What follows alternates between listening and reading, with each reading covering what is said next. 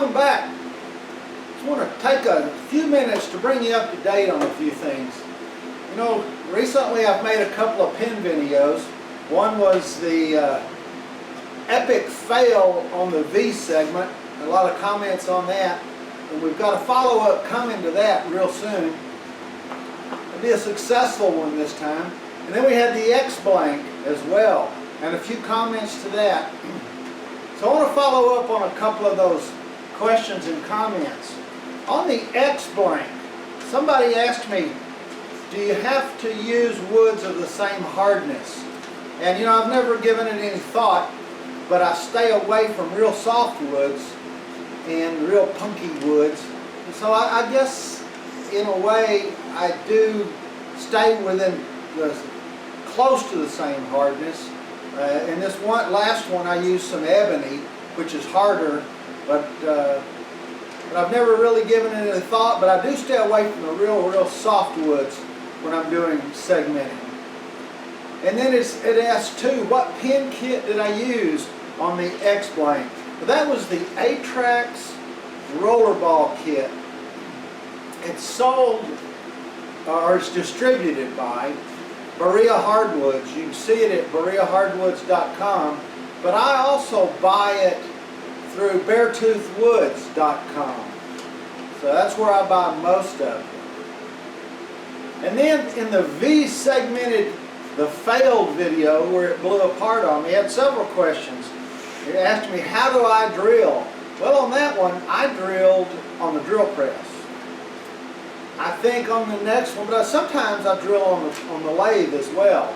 Maybe I'll try that on this design next time.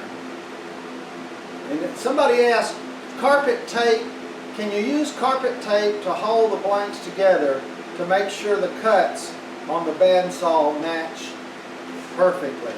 I'm not sure about that. In theory it would, but it doesn't take but just a slight bit off for them not to match up. I may try that. It's a good thought. I never have. I've never thought of it. So in theory it should work. Execution is another thing. And then somebody else asked, can you pre-drill the aluminum? I think you probably could if it were a horizontal piece.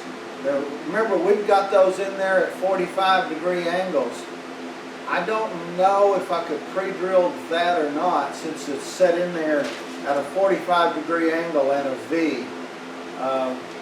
I'll think about it and see if I can, but right now I don't know how that would work out. And one of the last things I want to follow up on is, several months ago I did two videos, one on a round wall clock, and I used my little Ryobi palm router to mortise out a place in the back for the clock. And I used that same router on my mahogany table that I made a few months ago that went to support the checkerboard or chessboard that I made. And at the time, that router had been discontinued by Ryobi. Now, Home Depot is the distributor for Ryobi, but at the time that router had been discontinued. Well, they were selling that green version of the Ryobi palm router in Australia, and I had contacted Ryobi to see if it was going to come to the States, and they said, yeah, in time. Well, it's here. It's internet only, and I ordered one, and you can get this Ryobi palm router now from Home Depot. It was $49. It's an internet purchase only right now. I'll list the internet number in the description, so if you want to follow up and you want one of these, it's an 18 volt, uses the 1+ 18 volt batteries that powers all the Ryobi hand tools. I really love it. I've got two of them now, so, but it is now available, but it is internet only. And the last thing that I want to share with you guys is I got a new scroll saw. I got the DeWalt 788. Well, it's new to me. It was a Craigslist find. And the saw's in great shape, except the table. The table was rusted and set in somebody's garage. You know how guys will set beers and Coke bottles and things of that on it. And it had sweat rust marks and it had Coke rust marks. So, my cousin in West Texas, you've heard me talk about him before, he had his scroll saw, he has an Excalibur, he had his scroll saw table powder coated. So I think, well, you know what, I'm not going to spend a lot of time cleaning this saw up. So that's what I did. I took the table off and I took it to a local powder coater and had it powder coated. And I've got to tell you guys, you ought to really think about doing this. Anybody that scroll saws a lot, it is amazing. It makes it slick. It's not going to rust on you anymore, and it really looks nice. I'll give you a shot of this. Hold on one second. Well, there you are, guys. You can see just how nice that powder coating is on that table.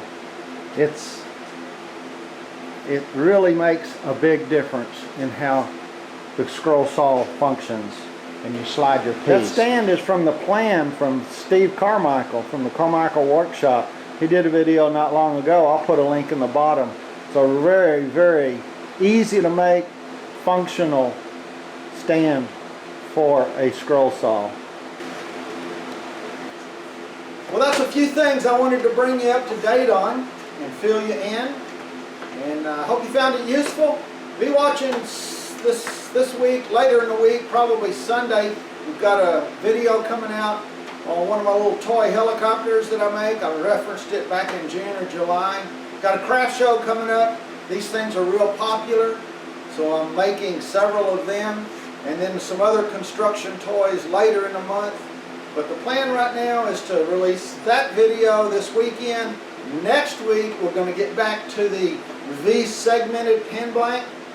Try to get that successful. And then who knows after that. Appreciate the support. So happy you guys watch and subscribe and comment.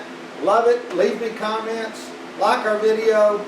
And subscribe if you're a new viewer. We appreciate it so much. And until next time, be safe.